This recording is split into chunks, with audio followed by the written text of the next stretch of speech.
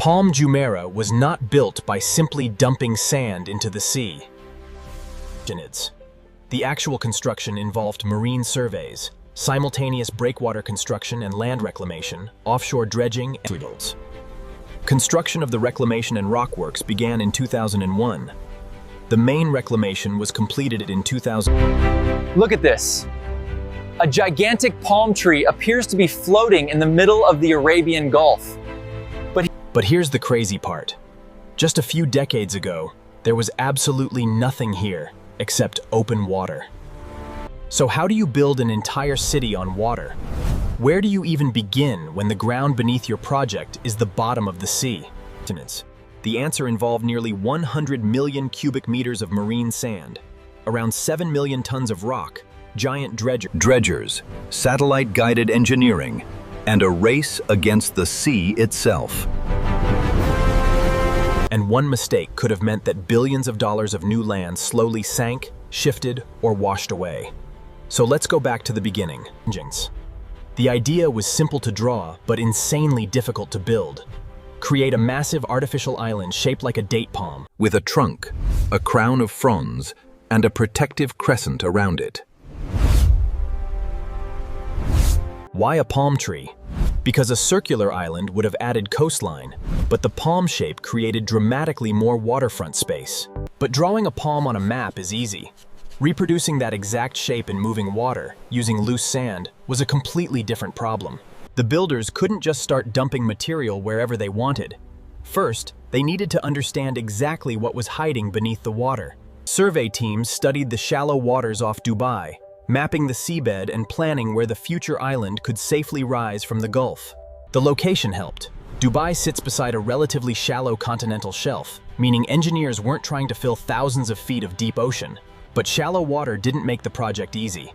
Every grain of material still had to be placed in the right location, at the right height, and in the right sequence. And there was another problem. Dubai has plenty of desert sand, but most of that sand wasn't suitable for building the island. Desert sand grains are often too smooth and rounded. The project instead required huge quantities of suitable calcareous sand dredged from offshore areas. The scale was almost impossible to imagine. Palm Jumeirah's reclamation required nearly 100 million cubic meters of marine sand. That sand came from beneath the sea, not from Dubai's famous desert dunes. Giant dredgers became the moving factories of the entire operation. Some vessels could collect and transport enormous volumes of sand, then carry the material toward the growing island site. Other dredging systems used pumps and pipelines to move sand directly toward carefully planned reclamation zones. Palm Jumeirah's protective breakwater and the reclaimed land had to be developed in a carefully coordinated sequence.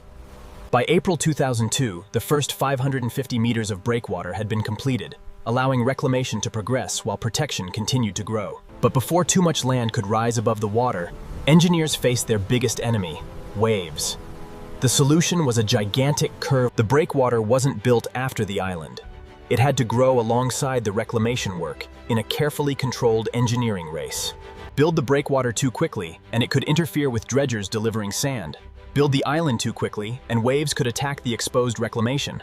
So crews advanced both projects together, constantly balancing protection, access, and construction speed. The protective crescent would consume around 7 million tons of rock, and those rocks had to be mined, inspected, transported. Specially selected rock was brought from quarries in the Northern Emirates, then transported toward the coast for the marine construction operation. At the coast, the rocks were transferred into a massive supply chain of barges, cranes, tugboats, and marine construction equipment. The breakwater wasn't just one giant pile. It was a layered system designed to absorb, redirect, and survive the force of the sea.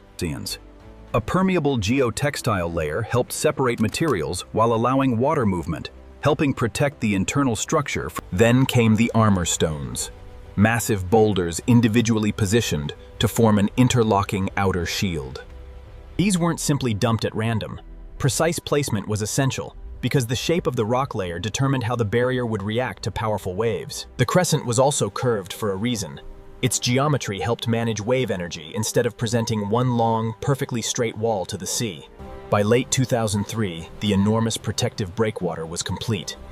But inside that barrier, the real transformation was just beginning. Now came the part that made Palm Jumeirah famous, turning open water into solid land, one precisely positioned load of sand at a time.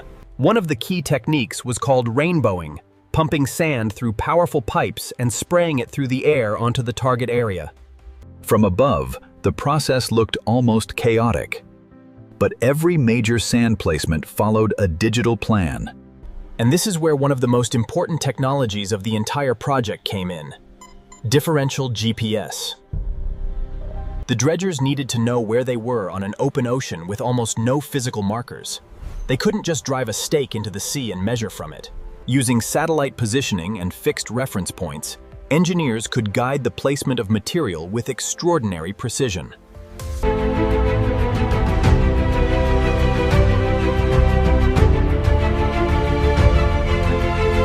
The construction sequence began creating the major geometry, the trunk that would eventually connect the island back toward Dubai's mainland.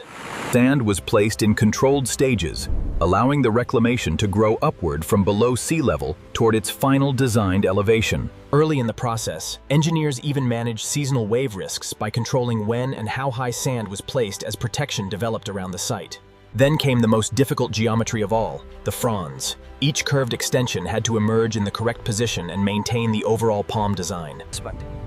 Survey teams became the island's human navigation system, repeatedly checking the developing shoreline and communicating corrections to the marine crews. Day after day, the outline became sharper. A trunk, curved branches, open water channels between them. Slowly, the impossible shape started becoming real. But reclaimed land is vulnerable. Freshly placed sand can move, settle, and erode. Building the shape, the growing breakwater created calmer water inside the palm, giving reclamation crews increasingly protected conditions to build the final shape. Eventually, about 5.6 square kilometers of new land had been reclaimed. The sea had been pushed aside, and After reclamation, the sand still needed ground improvement. Palm Jumeirah used extensive vibro-compaction, beginning in 2004, to densify the reclaimed ground and reduce settlement and liquefaction concerns. The project used 15 cranes and drilled about 200,000 holes to depths of 12 meters. Now here's the twist. The island looked finished from the air, but underneath, the new ground still wasn't ready for a city. If engineers built heavy hotels and villas on unstable reclaimed sand, uneven settlement could create serious structural problems. So the entire reclaimed landscape needed another massive transformation. The sand had to become denser and more stable. The technique was called vibro-compaction. Powerful vibrating equipment was driven deep into the reclaimed sand. Water pressure and vibration helped the probe penetrate to depth, where compaction could begin from deep underground and work upward. As the sand became denser, the ground surface could settle immediately, requiring additional material and careful releveling. The scale was enormous. Project accounts describe 15 cranes working through roughly 200,000 compaction points. Once the ground was prepared, Palm Jumeirah still needed something every city depends on, but tourists rarely think about: infrastructure. Before luxury towers could rise, workers had to build roads, power systems, water networks, telecommunications, drainage, and wastewater infrastructure. A major mainland pipeline system helped connect utilities across the island, while secondary networks extended services toward the individual fronds. Check the thermal readout on Junction 7. Reading confirmed. All systems nominal across the network. Construction of the Palm Jumeirah subsea tunnel began in October 2004. A 3-kilometer cofferdam was created, and more than 4.3 million cubic meters of seawater were removed. But one connection posed an extraordinary challenge. How do you link the trunk and the outer crescent without destroying the visual design of the island?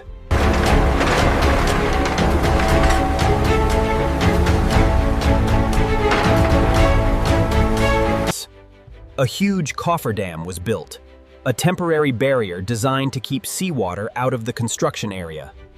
Once the enclosure was secure, giant pumps began removing millions of cubic meters of seawater from inside the protected area. Imagine it. An area that had been completely underwater was transformed into a temporary dry construction site. Only then could workers begin constructing the enormous reinforced concrete tunnel structure.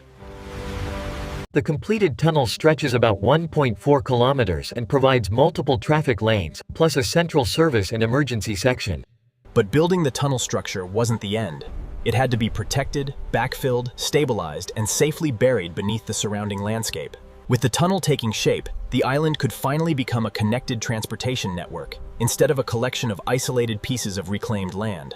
Road crews prepared the compacted ground, placed base layers, installed drainage, and built the pavement systems that would eventually carry thousands of vehicles. And because this was meant to become a major destination, transportation planning included more than cars. The Palm monorail became part of the island's connection system. For years, the project had looked like sand, ships, pipes, and cranes. Now the next phase began, the moment the engineering platform became a real city. Construction teams moved onto the trunk, the fronds, and the crescent, each area requiring its own roads, foundations, utilities, and building logistics. On the fronds, waterfront villas began replacing bare sand. But every building depended on the engineering work hidden beneath it. That's the part most people never see.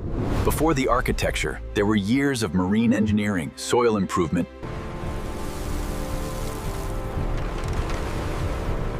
A transcription must be based on provided narration script is. Every major operation had to account for the weather and the sea, because the ocean doesn't care about a construction schedule. Think about the precision problem. Palm Jumeirah is huge, but its final shape depends on thousands of tiny placement decisions. A small positioning error repeated across dozens of fronds could have distorted the entire island.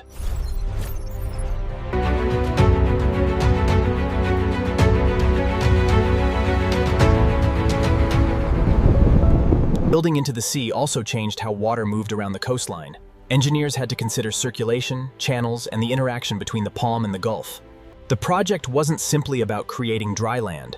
It was about creating a functioning marine environment around a completely new coastline. As major infrastructure was completed, construction crews, including diverse workers of various ethnicities and genders, began the finishing. Beaches were shaped, waterfront edges were finished, roads connected, and individual neighborhoods began taking on their final identity. The project that had started with survey boats and open water was becoming visible as a functioning piece of Dubai. Now step back and look at what actually happened here. Engineers didn't build one building. They first built the ground the entire city would stand on. Nearly 100 million cubic meters of sand had to be dredged and positioned. Millions of tons of rock had to become a giant wave barrier. Then the newly created land had to be compacted, connected, tunneled beneath, supplied with utilities, paved with roads, and covered with buildings. And honestly, we're only halfway through the story. Because building the Palm was one challenge. Making sure this artificial landscape could survive replace. The land reclamation was completed in 2003. But the Palm was far from finished. The next years were filled with infrastructure. This is important. An artificial island isn't finished when the sand appears above water. That's when a completely different phase of construction begins. Watch the left side slowly now. Copy, bringing it down. That created unusual logistics. Construction materials, workers, utility systems, and emergency access all had to function within the narrow geometry of the Palm. Beyond the fronds stood the crescent, the enormous protective arc that was both a sea defense and a major development zone. So the entire reclaimed landscape needed another massive transformation. The sand had to become denser and more stable. Once engineers trusted the reclaimed and improved ground, vertical construction accelerated. Foundations came for workers. The Palm was no longer an abstract engineering concept. It was a giant active construction zone stretching across land that had recently been seabed. Behind every dredger and crane were thousands of decisions made by engineers, surveyors, Zulu 7, adjust your position 5 meters east now. You are drifting. Okay, the new data confirms alignment. We are clear to proceed. And time itself was part of the engineering problem. Newly placed ground naturally settles, while waves and marine conditions that's the hallucination problem, and it's still one of the hardest things in the entire field to fix. Remove the breakwater and waves threaten the reclamation. Remove precision positioning and the Palm shape becomes unreliable. Skip ground improvement and building stability becomes a serious concern. First came the seabed, then the survey, then the rock barrier, then millions of loads of sand. But here's the question that makes this project truly fascinating. How do you know when an artificial island is actually ready to support a city? You test, you measure, you monitor, and then you keep doing it, because engineering doesn't end when the ribbon is cut. Let's put the entire construction workflow together. Step 1. Survey the sea and understand the seabed. Step 2. Secure the right marine sand and quarry the rock needed for reclamation and wave protection. Step 3. Begin building the curved breakwater while carefully preserving access for the dredging fleet. Step 6. Complete the reclamation and stabilize the new land through large-scale vibro-compaction. Step 7. Install the hidden systems: water, power, communications, sewerage, roads, and other critical infrastructure. Sentence. People often describe Palm Jumeirah as a miracle, but the real story is even more interesting. It was built through technology, Step 4. Dredge, pump, transport, and precisely place millions of cubic meters of sand to create the trunk and fronds. Step 5. Use constant satellite positioning and field surveying to verify the exact geometry of the emerging island. Step 9. Build the neighborhoods, resorts, marinas, and public spaces on top of the engineered land. And Step 10. Continue monitoring and maintaining the coastline, infrastructure, and artificial landscape long after the main construction crews leave. So why didn't the entire thing simply wash away? Because Palm Jumeirah wasn't one structure. It was a carefully coordinated. The breakwater reduced wave exposure. Precise reclamation created the shape. Vibro-compaction improved the ground. Infrastructure turned that land into a functioning city. The breakwater reduced wave exposure. Precise reclamation created the shape. Vibro-compaction improved the ground. Infrastructure turned that land into a functioning city. And maybe the wildest part is this. The most important construction work is now almost invisible. Visitors see hotels, villas, beaches, and restaurants. Underneath them is the real story, a man-made landscape engineered from the seabed upward. Palm Jumeirah also changed the conversation about what's possible in coastal engineering. If an entire city can be created from reclaimed land, what comes next? Before Palm Jumeirah, the ocean represented a boundary. This project treated part of that boundary as a construction site. But reclaiming land doesn't mean defeating nature. It means understanding forces powerful enough to destroy a project if you get the calculations wrong. Definitions. That's why ground improvement and ongoing coastal maintenance matter. Building an artificial island is not one moment in time. Every wave hitting the breakwater was part of the design problem. Every load of sand was part of the geometry problem. Every building foundation was part of the ground problem. And every road was part of the connection problem. Move that pipe section to the east side now. Keep the trucks moving. And the sequence matters. Build something too early, and you may block the next operation. Build it too late, and the sea may expose what you've already finished. Palm Jumeirah had to be built like a giant three-dimensional puzzle, with the ocean constantly moving around it. And perhaps that's why the project became such an icon. You can understand its shape in 1 second, but the construction story takes years to explain. The palm shape may look simple from space. Up close, it was one of the most complex marine construction workflows ever attempted. Because nature gave Dubai the coastline. Engineering gave Dubai the island. But there is one final thing that makes this project even more remarkable. The island didn't begin with concrete. It didn't begin with steel. It began with understanding where every grain of sand needed to go. That is the real secret behind Palm Jumeirah. Massive engineering created through millions of extremely small, controlled actions. One survey point, one dredger movement, one rock placement, one compaction point, repeated at an almost unimaginable scale. And eventually, those individual actions produced something visible from the sky. A coastline that didn't exist before.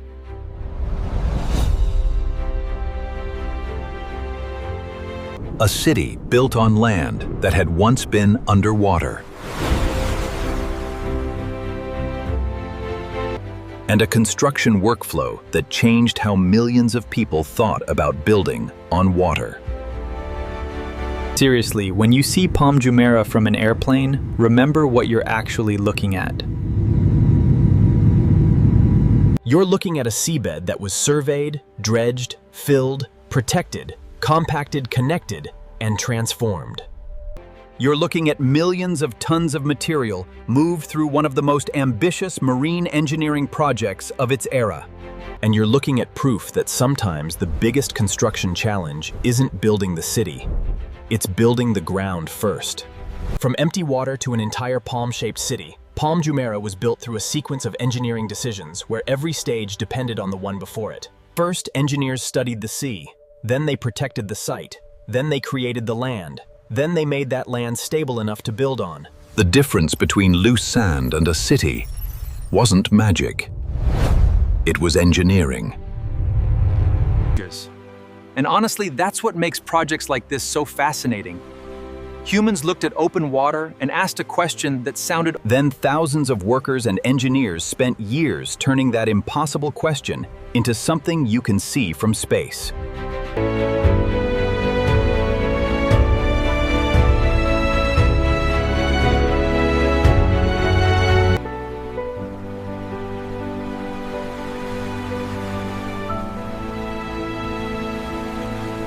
After that came tunnels, roads, utilities, homes, resorts, marinas, and everything needed to turn a construction project into a real destination. What made Palm Jumeirah extraordinary wasn't just its size.